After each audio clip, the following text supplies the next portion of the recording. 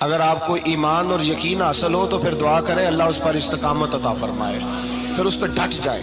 نبی پاک صلی اللہ علیہ وسلم نے فرمایا میں اس بات کا خوف نہیں کرتا کہ میری امت کمزور ہو جائے گی، اس بات کا ڈر نہیں کہ پیسے ختم ہو جائیں گے، نہ یہ خوف ہے کہ بھوکی مرے گی۔ حضور کس بات کا خوف ہے؟ تو نبی پاک نے فرمایا خوف یہ ہے کہ ان کا یقین کمزور ہو جائے گا۔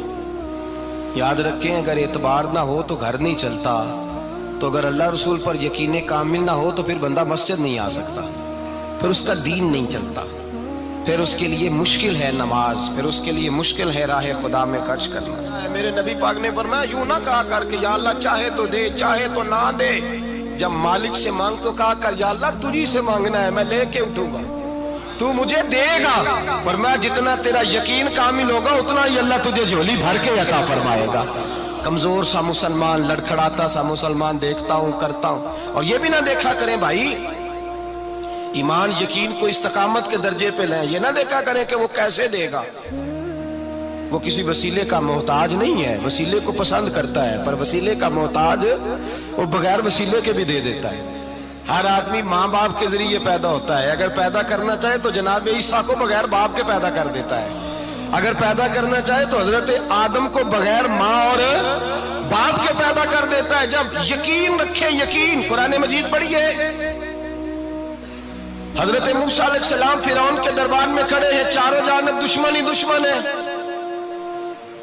جادوگر آ گئے، انہوں نے سانپ چھوڑے، حضرت موسیٰ کے ہاتھ میں ڈنڈا تھا، حضرت موسیٰ کہتے ہیں یا اللہ کیا کروں؟ تو اللہ تعالیٰ نے فرمایا اپنا عصا پھینک دو۔ کہنا چاہیے تھا نا کہ یا اللہ ایک ہی تو شے ہے، اتنے سانپ ہے، بچانے کے لیے ڈنڈا ہے وہ پھینک دوں؟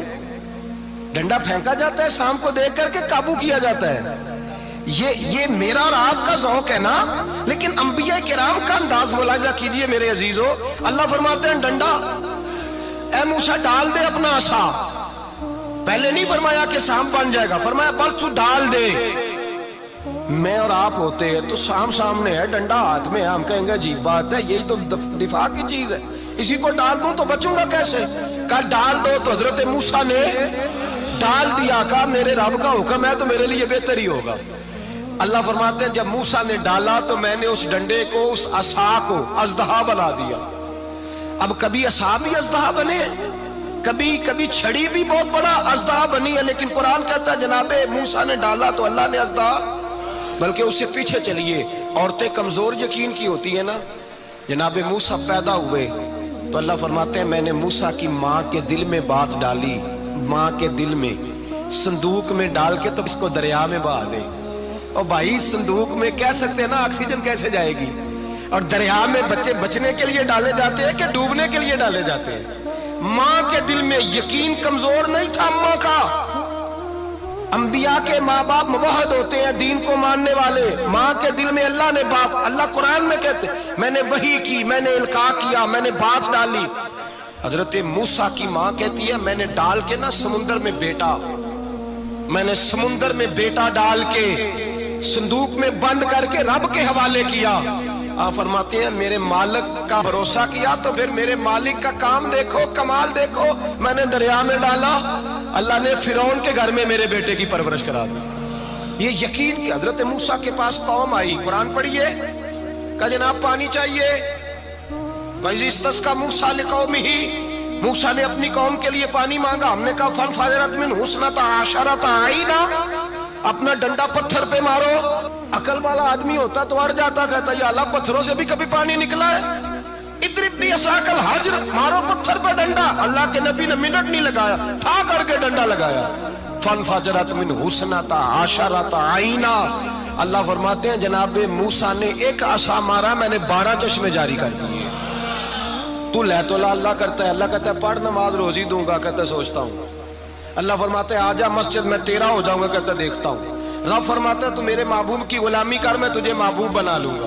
تو کہتا ہے تھوڑا بڑا ہو کے داڑھی رکھنی نہیں، ابھی سیانا ہو کے میں ذرا سرٹیفکیٹ لے لوں اسرائیل سے کہ کتنے سالوں کے بعد آئیں گے، پھر شروع کروں گا۔ پروگرام بنا رہا ہے، ابھی تو ارادے میں ہے۔ اللہ کے پیغمبر کا ڈنڈا، اور اس سے زیادہ آگے بات ہو گئی، پیچھے فوج لگی ہوئی ہے فرعون کی، مجمع ہے، ہزاروں لاکھوں کا لشکر لے کے، تلواریں نیزے، فرعون پیچھے، آگے دریا آ گیا۔ حضرت موسیٰ علیہ السلام کھڑے ہیں، اب کدھر جائیں؟ اللہ پاک نے فرمایا مارو ڈنڈا۔ کہاں؟ پانی پہ ڈنڈا مارو۔ اب حضرت موسیٰ علیہ السلام پانی پہ ڈنڈا مارے تو پانی ابھرے گا، اس سے زیادہ کیا ہوگا؟ پہلے پتھر پہ ڈنڈا مروایا تو پانی نکلا، اب پانی پہ ڈنڈا مروایا فَإِذْ فَرَقْنَا بِكُمُ الْبَحْرَ فَأَنْجَيْنَاكُمْ وَأَغْرَقْنَا آلَ فِرْعَوْنَ۔ اللہ فرماتے ہیں موسیٰ نے پانی پہ ڈنڈا مارا تو میں نے پانی میں رستے بنا دیے۔ ایک جگہ ڈنڈا مارا تو پانی نکل آیا، دوسری جگہ عصا مارا تو پانی خشک ہو گیا، 12 چشمے بن گئے، 12 رستے بن گئے دریا میں سے۔ حضرت موسیٰ علیہ السلام گزر گئے اور اللہ فرماتے ہیں فرعون بھی آیا تو اسے میں نے غرق کر دیا، اور وہ کھڑا دیکھتا ہی رہ گیا کہ بنا کیا ہے۔ جب یقین کامل نصیب ہوتا ہے، اعتماد کی دولت اللہ دیتا ہے، جب انسان کو یہ انشراح صدر ہو جاتا ہے کہ میری نجات خدا کے حکم میں ہے اور رسول اللہ کے قدموں میں ہے، جب اسے یہ انشراح حاصل ہوتا ہے تو پھر نماز کا لطف آتا ہے۔ غور کیجئے کیا جملہ کہہ دیا میں نے۔ پھر اسے نماز کا پھر اسے نماز بوجھ نہیں، بلکہ نماز نہ پڑھے تو اس پر بوجھ ہوتا ہے۔ پھر قرآن مجید اس کی روح کا ساتھی ہو جاتا ہے، پھر عبادات، تقوی، پرہیزگاری، پھر وہ ایک سنت کے چھوٹنے پر پریشان رہتا ہے جب یقین کی دولت نصیب ہوتی ہے۔ قرآن مجید فرقان حمید نے کہا ایمان لاؤ تو پھر ایمان پہ ڈٹ جاؤ، مسلمان بنو تو پھر اسلام پر۔ پھر یہ جو کمزوری ہے نا، یہ دیکھتے ہیں، کرتے ہیں، چلتے ہیں، ابھی کل، ابھی پرسوں، بہانے، ہیلے، ابھی میں نماز شروع کرتا ہوں، دیکھتا ہوں لا الہ الا اللہ محمد الرسول اللہ صلی اللہ علیہ۔ جب کسی نے کلمہ پڑھا تو اس پر پورا دین ضروری ہے، پورا۔ اب وہ یہ نہیں کہہ سکتا کہ تھوڑا تھوڑا کر کے آؤں گا۔ یقین کی دولت نعمت ہے۔ اللہ پاک قرآن مجید میں فرماتے ہیں ان الذین قالوا ربنا اللہ ثم استقاموا، جنہوں نے کہا کہ اللہ ہمارا رب ہے اور پھر وہ اس پر ڈٹ گئے، پھر اس پر وہ کہا تو ڈٹ گئے، کھڑے ہو گئے، نہیں اللہ ہی رب ہے، اللہ ہی دینے والا، اللہ ہی مالک، اللہ ہی ہمارا رازق ہے، رب ہی ہمارا سب کچھ۔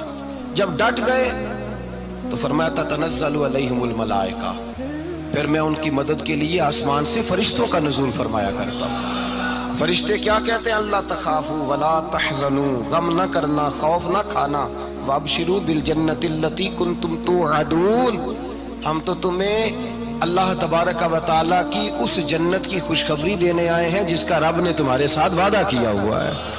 پھر فرشتوں کا نزول ہوتا ہے، لیکن شرط کیا ہے کہ ایمان لائے، اور پھر ایمان پر پھر یہ نہ سوچے کہ وہ کس طرح دے گا، وہ کیسے عطا کرے گا، وہ میری مدد کس طرح کرے گا، نظام کیسے چلے، ڈٹ جائے، کہے میرے اللہ کا حکم ہے تو میں نے حلال ہی کھانا ہے، میرے رب کا حکم ہے تو میں نے تھوڑے پہ ہی گزارا کرنا ہے، میرے مالک کا حکم ہے تو میں نے اپنی جیب دیکھنی یا دوسرے کی نہیں دیکھنی، میرے رب کا حکم ہے تو میں نے اس کی اطاعت میں رہنا۔ جب ڈٹ جائے گا اللہ کے احکامات پر، جب ڈٹ جائے گا تو اللہ فرماتا ہے پھر میں تیری مدد کے لیے فرشتوں کا نزول کروں گا۔